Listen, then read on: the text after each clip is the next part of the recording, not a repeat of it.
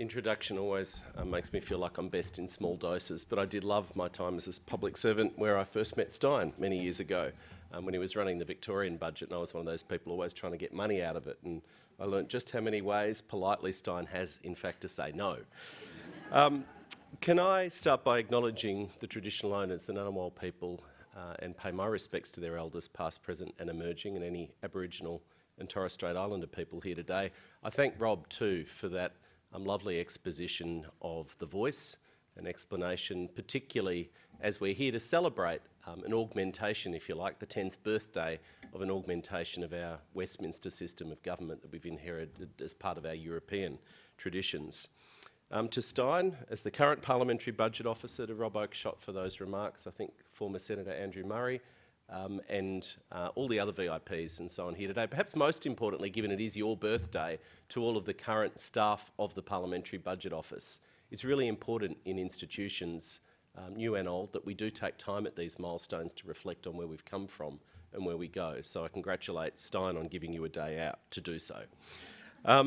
And I was very pleased, actually, as I'll remark on in a moment, I've wearing a hat as chair of a committee that I've got to go off and do 7 hours public hearings for shortly. You did still manage to find time last night to get me the costings that we'd requested on the history of employment services funding, so thank you. I just want to share some reflections in my capacity as chair of the Public Accounts and Audit Committee, and 10 years is a milestone worth marking and celebrating for any organisation, whether private, community, or in this case, governmental.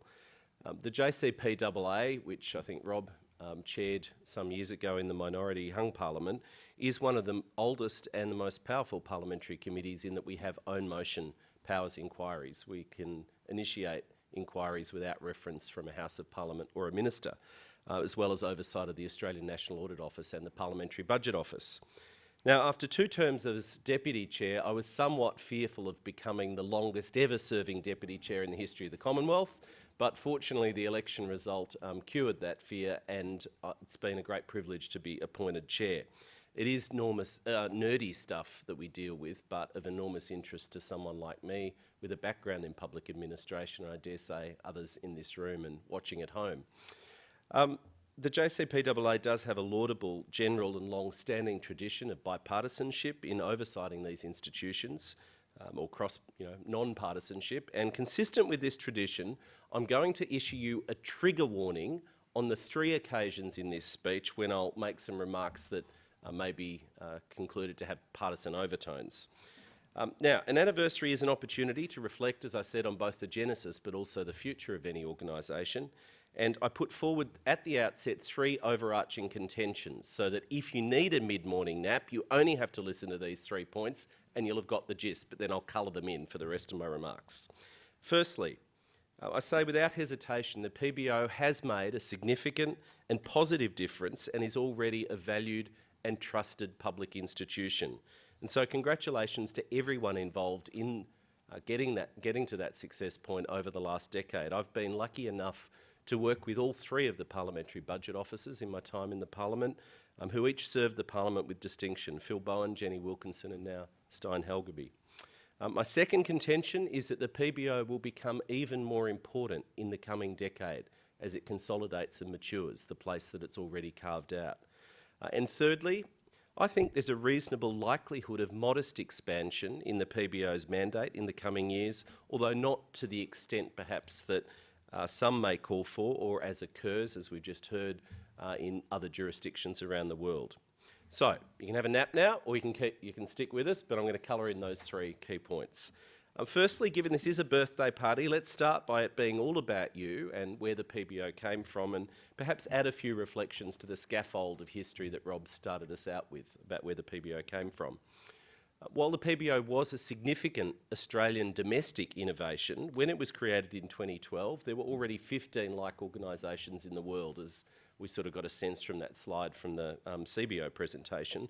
Subsequent to the PBO being created, we've seen another 19. So we're kind of in the middle of the developed world pack, if you like, in the creation of independent fiscal institutions, IFIs, which are now, I think, an increasingly or pretty well established part of modern democratic governance. Yet the creation of any new significant public institution is actually relatively rare. And unfortunately, institutions with a high level of public trust are even rarer still, with a more fractious polity and media environment that we currently endure. Now, while Australia has, so far at least, avoided the worst excesses of rising populism that we've seen in too many other countries around the world, and all praise to compulsory voting and compulsory preferential voting for maintaining at least some greater stability, numerous domestic surveys still confirm declining public trust in government and institutions, which was only temporarily, significantly but temporarily reversed during COVID. An illustration of this in recent years, to paint a sort of a parallel, is the somewhat peculiar way, I think, in which governments at all levels of all persuasions have deployed expensive and theatrical royal commissions to undertake inquiry functions into policy issues, which could in many instances, and certainly in times past, be done through more ordinary and less costly means of commissions of inquiry or expert committees. But royal commissions still have some kind of mystique and magic and a greater level of public trust, at least for the time being, and sitting alongside that are institutions, I'm pleased to say, like the PBO. But public institutions like yours that retain public trust are precious indeed, and they need to be protected and carefully guarded. And so backing in the Auditor-General and backing in the Parliamentary Budget Officer and your office is a role that I as Chair, and indeed the entire committee, to my observation again this term, do take seriously, and that includes, under the legislation, championing your budget bids and working to avoid either office being embroiled in political or partisan debate. Before the sun, moon and stars aligned, though, in 2012, there had been a growing debate about the need for an independent fiscal institution in Australia, and I think things had been moving gradually, fits and starts, in the direction of a PBO for our country. Now, this is the first trigger warning.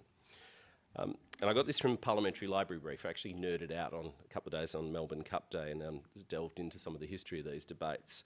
Now, somewhat ironically, our PBO arose in part from a claimed lack of trust in the Treasury to undertake opposition costings under the Charter of Budget Honesty. The then coalition opposition famously refused in 2010 under Tony Abbott to submit its policies to independent costing under the process that the coalition itself created when in government. Now, to help justify this politically convenient nonsense, they made an election commitment to introduce a PBO. This followed, of course, a fine tradition of rhetorical support by the Liberal Party for transparency and independent integrity institutions, unmatched by anything you could say resembled actual action. Now, if that seems like an overly partisan comment, think FOI reform, cutting the audit office budget by in the order of 20% in real terms, judicial appointments or the stacking of the AAT, or indeed the failure to introduce a National Anti-Corruption Commission, which is actually the key factor, not the only factor, but it's the key factor behind Australia's slide over the last decade, which Rob mentioned in his remarks in the Transparency International Anti-Corruption Index, because that is fundamentally a relative index. So as other jurisdictions have moved ahead with anti-corruption measures, our lack of action then sees us sliding down the ranks. Trigger warning over. The final impetus for the PBO, though, came, as Rob said, through the Agreement for a Better Parliament negotiated between Labor, the Coalition and the Crossbench after the lower house was hung post that election. Aside from this, the PBO has remained largely unchanged since its creation over the last decade, aside from those minor legislative changes in 2013 requiring the PBO to prepare a post-election report on parliamentary parties' publicly announced election policies within 30 days of the conclusion of the election. Since then, the PBO has matured into an authoritative, trusted and independent source of budgetary and fiscal policy analysis, helping to level the playing field for all parliamentarians, especially oppositions and crossbench MPs, but also policy activists, government backbenchers can access the services and do so, improving the accuracy of election commitment costings, which I'll touch on, and improving public transparency around budget information for the Parliament and through it the public. So if that all sounds a bit dry, I'll just sort of close this point with a cosmic illustration. The trusted reputation of the PBO has in effect banished the previously predictable emergence of so-called budget black holes that used to pervade federal politics in Australia, especially during elections. Now, for those too young to have experienced, and there are a few younger folks in the room, for those too young to have experienced this ancient Australian political phenomenon, Black holes were pointless and generally tawdry gotcha moments where errors, which were sometimes real and sometimes confected, were discovered in policy costings, then mercilessly beaten up in newspapers and on the TV news for days or weeks, but which were generally a distraction from actual policy debate, served no real long-term public benefit. And so it's a fine thing that this era has passed, and the fact that non-government parties and members can now access credible and believable costings has also improved, at least somewhat, I think, the quality of policy debate and public acceptance of new policy ideas from the non-government ranks. Another thought that occurred to me actually last night, glancing through the news in Victoria, was that it's also, I think, imposed a greater discipline on oppositions to ensure that their policies are costed by the relevant PBOs, and developed a media and public expectation that at least parties of government who aspire to be the government should go through that discipline and be confident. We saw the Victorian opposition leader get himself into a dreadful start of the campaign yesterday with a row with the media over the rather populist $2 public transport fares in refusal to actually publish that costing in an old-fashioned tit-for-tat with the government over the actual true cost of that policy.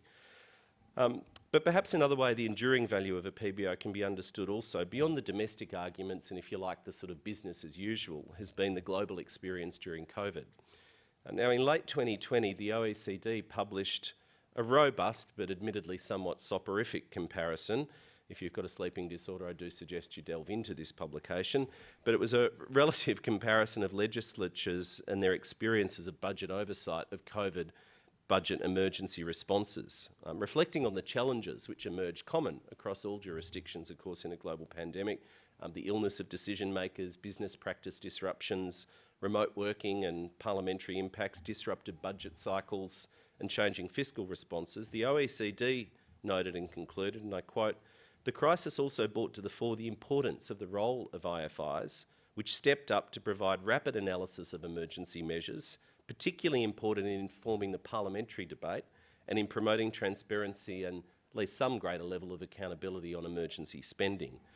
IFIs globally provided rapid analysis of this, the budgetary or economic impact of the pandemic, self-initiated briefing notes and support for parliaments and committees that were established. In essence, they proved their value in a crisis as well as the business as usual times." And so to close then on this, is the first of my three key points. Despite being only a decade young, I would contend that we could not now imagine our parliamentary or political landscape without the PBO as a trusted advisor in public or indeed in private. And so to my second contention, looking ahead, I do believe that the PBO will mature and become even more important in the next decade ahead. Now, most obviously, given the difficult fiscal situation that Australia faces, which the government's inherited, informed parliamentary and public debate about budget and fiscal policy will become even more important. And so this is my second trigger warning. If you had to pick one decade in the last 120 years to govern, you'd surely have picked John Howard's decade in office. Aside from the Asian financial crisis, the biggest fiscal problem most years seemed to be what to do with all the cash that was pouring into the budget from record terms of trade. Now, in retrospect, today's MPs, from all parties I suspect, if people are honest, behind closed doors, would wish that Howard and Costello had done something, anything really, especially in that last term, aside from bake into the budget massive structural spending that government since has still not managed to unwind. Now, I illustrated that with graphs, actually, one of my more courageous moments in Parliament when I fronted before the 2019 election a large local monthly meeting of a group that had formed of self-managed super fund independent retirees. And we had a robust chat about franking credits and the fiscal outlook and all sorts of things. I wouldn't say that I converted many people in the room, but I think there was a begrudging respect that not just that I turned up, but that we put what we were talking about at that point in the long-term fiscal challenges of the country in context. And I think people did acknowledge that some of the things which were done in the Howard decade, even though they voted and benefited from them, were not in the long-term interests of the country and we're still grappling with today. Now, the unavoidable impact, I think we can say that trigger warning's over. Oh, actually, no, it's not. Sorry, I've got another paragraph. Still going. But if you have to pick a decade since World War II that you'd be most fearful of governing in, it's with trepidation that I observe it may well be the 2020s. The unavoidable impact of the COVID pandemic, plus tens of billions of dollars of wasteful spending last term, admittedly largely one-off, not recurrent. Don't get me started, as we heard, I think, from Rob praising the PBO, on the impact of $20 billion of JobKeeper paid to companies to increase their profits. You can forgive a bit of that in the first couple of months when your objective rightly is to get cash out the door, but to leave it there for a year or so when you were told is just disgraceful. That most people in this room will still be repaying that in decades to come. But it's left the nation with a diabolical budgetary mess, and it's exacerbated, I would argue, by a wasted decade. And this is the context. The points that I'm making are about the fiscal context, devoid of policy reform or action on issues like climate change, energy policy, women's economic participation. I see Danielle up there and amongst the glare of the lights, and the terrific presentation you made nailing this point at the start of the Jobs and Skills Summit, or equitable structural budget repair. Perhaps one of the greatest charges you could lay at any government is they let a good crisis go to waste. Never waste a good crisis, and I think we can say with confidence that the last 2 years were wasted in terms of any real semblance of structural budget reform or systemic economic reform. But as a share of the economy, the facts are Commonwealth debt is now higher than it's ever been outside wartime and its aftermath, tracking towards $1 trillion with not nearly enough to show for it, letting the crisis go to waste. Commonwealth spending as a share of GDP remains at record post-war highs. And as a percentage of GDP, Scott Morrison's government was the second highest taxing government in modern Australian history, beaten only by John Howard. Now the trigger warning's over, second trigger warning gone. So amidst this dire starting point, when we factor in largely unavoidable spending in defence, health, aged care and the eye-watering interest bill on Commonwealth debt, combined with the increasingly unsustainable trajectory of the NDIS, which is now becoming the subject of necessary public discussion, things look even more confronting, and it's clear that there's no easy choices ahead. And so it's in this environment and this kind of outlook that we've inherited and the nation is going to need to grapple with over the next few years in the coming decade, informed parliamentary and public debate about fiscal sustainability and prudent budget repair will become even more important.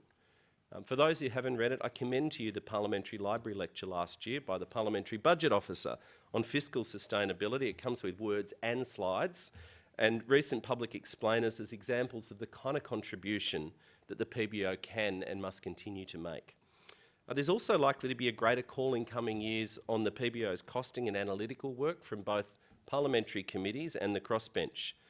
As more MPs catch on to the value, then we can expect committee inquiries to seek more budgetary analysis from the PBO. And as I said, I'm a recent customer myself in this regard, calling for some complex and detailed budget analysis on spending on employment services for another committee that I'm chairing, examining the outsourced employment services system, and thank you for getting it to us last night.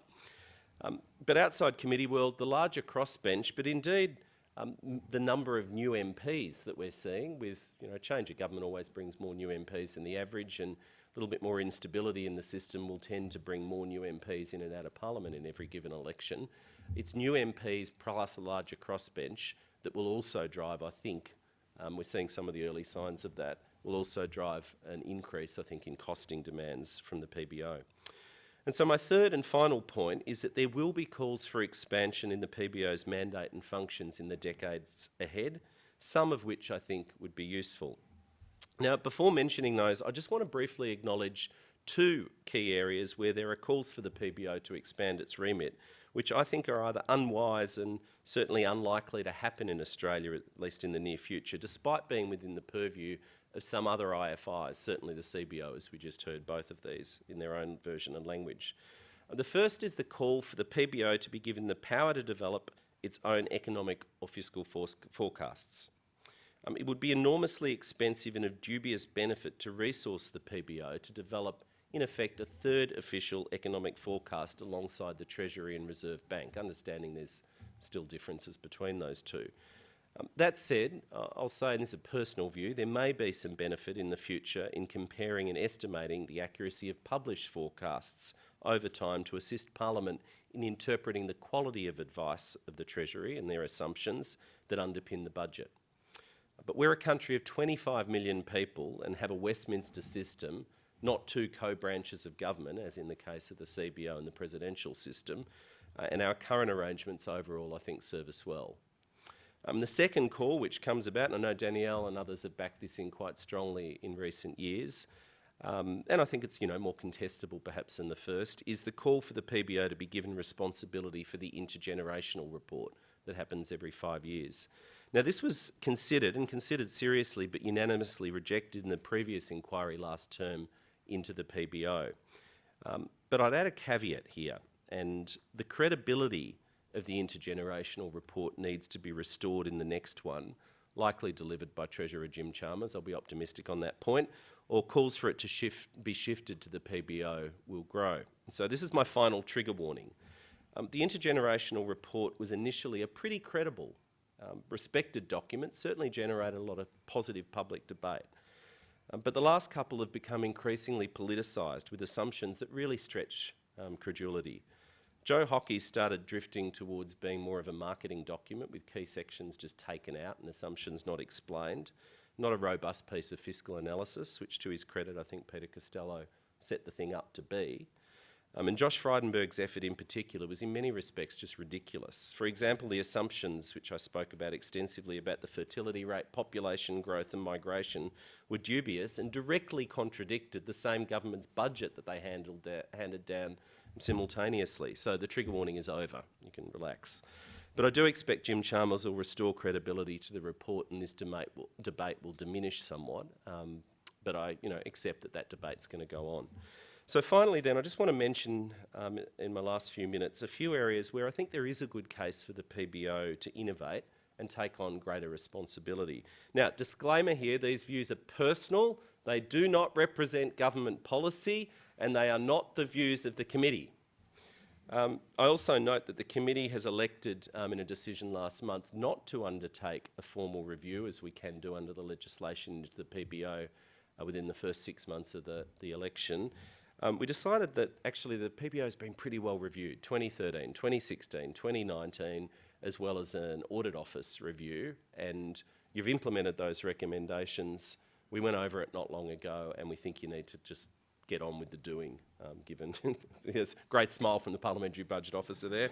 But a few of the points that I'm about to make, though, are certainly not precluded and don't require, in most cases, legislative change. They don't require a parliamentary review. They're things that we can get on in something resembling a business-as-usual environment. So first, I think there is room to give greater flexibility to the PBO in how it can use the economic assumptions that come from Treasury and the inputs to develop and analyse future scenarios. And there's a case to be made that Stein's been talking to us about giving you a bit of a longer leash around developing future scenarios for those research publications, again, to inform a public debate and parliamentary understanding without creating your own set of economic forecasts, which I think is an extreme step. The second observation is the PBO could deliver more real-time reporting of election commitment costings, akin to the Victorian Parliamentary Budget Office's real-time election commitment tracker. That may require some degree of legislative change if we wanted to go in that direction. It's not an urgent thing, but it is something that we could have a look at how it's going in Victoria and see whether we can borrow from other jurisdictions. Now, the third thing I'd note, and this is tricky administratively and cathartic to outline to you, I'll admit, I think there is a strong public interest case, and we touched on this in the previous review, but we can never really sort of nail it down, and it's something we may want to go back to as parliaments evolve and change. But for the PBO to have a greater role in costing and scrutinising costings and election commitments made by minor parties and independents. Now, I don't think a political comment needs a trigger warning that I'm about to give, but I apologise if you think in retrospect it should have had one. But for multiple elections now, the nation has endured the populist nonsense of Clive Palmer and Pauline Hanson, who routinely make ridiculous, outlandish, completely uncosted or undercosted promises, which they then campaign on. In Clive's case, investing tens of millions of dollars, something pushing $200 million over 2 elections, to push a bunch of fictional notions, ridiculous policies, and indeed the fiction that somehow the major parties are all the same. That's a political point. But from the policy point, the same scrutiny, nothing like the same scrutiny is applied to which parties of government are subjected to, and yet more money has been invested promoting this nonsense than any party of government can marshal. And so I think there's a legitimate question, at least, to be asked whether registered political parties and now independent MPs who gain the benefit of public funding, tax breaks and public resources should be required to be subject to the same scrutiny in the interests of improving the quality of political debate and providing a more level playing field during and after the elections. Now, I know the more level playing field is usually applied to the parties of government, but I think increasingly this is an issue which I'm getting exasperated by. It's enormously frustrating, bad for your mental health too, I might say, to stand for 2 weeks on a pre-poll for 10, 12 hours a day as a member of a serious party of government at voting booths alongside the free beer parties, claiming the same status but without the same scrutiny. Now this is an aside, not in the published version of my remarks, but I did learn many years ago at university that if you run a free beer party, you're going to get about 9 to 10% of the vote. It's just a fact. It's an ironclad law of student politics and probably local council politics the world round. If you have a hot photo, you'll get good vote in local council. If you run a free beer party, you'll do well, and the preferences go somewhere. But, that's effectively what we endured with the Palmer nonsense. They were going to waive HECS, raise the pension, give you a 3% home loan. It was all going to be funded through a magic pudding mining tax, which was, surely Clive trolling or mooning the electorate, coming from the mining baron billionaire to say he was going to fund all this by a mining tax. But even aside from the populist protest parties on the left and right, that was cathartic if nothing else, so thanks for being with me on this. In this I also include the Greens party, and I suspect we may need similar scrutiny on independent candidates and MPs in coming elections as magic pudding promises, throwaway lines and unrealistic demands multiply. And fourth and finally, I'll just say, as the PBO continues to mature, I think there'll be greater demand for and reliance upon its independent research publications. In this difficult economic and fiscal environment, it does seem wise for governments to invest and make sure the PBO is resourced and equipped to deal with the mammoth public task of public education about public finances and budget policy as a credible and trusted impartial outfit. Now, I suspect if I stood up and said the same stuff that Stein stood up and said, people understand there's a great credibility that comes from the independence of the Parliamentary Budget Office, and given the challenges we face, the role that a Parliamentary Budget Office can increasingly play in educating the public and indeed the media as business models change. Good journalists are still time poor, even the best lack the resources perhaps that were there years ago to go and ferret away actual facts and write them in articles. And so the PBO can play that amplifying role of improving public debate by marshalling that evidence in easy, convenient 2 pages, which people can quote from. Recent examples I'd point to, and I think Rob also touched on this in passing, but is the excellent research report into alternative finance mechanisms. It was a few years ago now. This outlined the growing use of so-called off-budget financing mechanisms. I know Stein's educated me, there is no such thing as off-budget. But it's sort of nicknamed because it doesn't impact on the headline surplus deficit cash balance. Now, they're usually made for good reasons, I'd say, by governments of both persuasions. But I think we're seeing an environment where they're going to be increasingly used, usually for good reasons in terms of infrastructure, equity investments and so on. But the risks that can arise if budget transparency and reporting are not enhanced. The example for nerds out there I'd use was my little crusade. Stein was at finance then and was deeply loyal to the government, and took me about an hour to get to the point that I wanted to get to with your question and answer routine. I'm very pleased he's on our side now, or the Parliament side.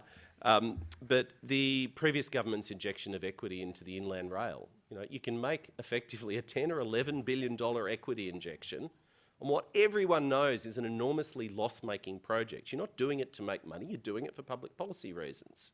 You can argue it probably should have been funded by a grant, but that would have increased the deficit by $11 billion. But you can load a loss-making project onto an otherwise very profitable entity, therefore decreasing for years to come the dividends and the profitability of that entity, but hey, it's off budget. Sure, you can do that with the accounting rules, but my point is I think there's a role for greater transparency, and it's only through outfits like the PBO that are going to pressure governments of all persuasions to improve the budget reporting rules and transparency around those kinds of things. And that report had a bunch of practical suggestions on how we can improve transparency. So there are many more suggestions we could make now for expansion that I'm not going to outline. They're out there. Probably I thought about whether I'd talk about, a rolling costing zombie budget measures and such things, but I decided not to, so there you go. But that's just a flavour for now. So in closing, I really do thank the PBO for the invitation to present. Congratulate everyone involved on reaching this milestone of a decade. You should really be proud. It is nerdy but important work. In that regard, I think we can relate from the Public Accounts and Audit Committee to the PBO, and wish the PBO a very happy 10th birthday. Thank you very much.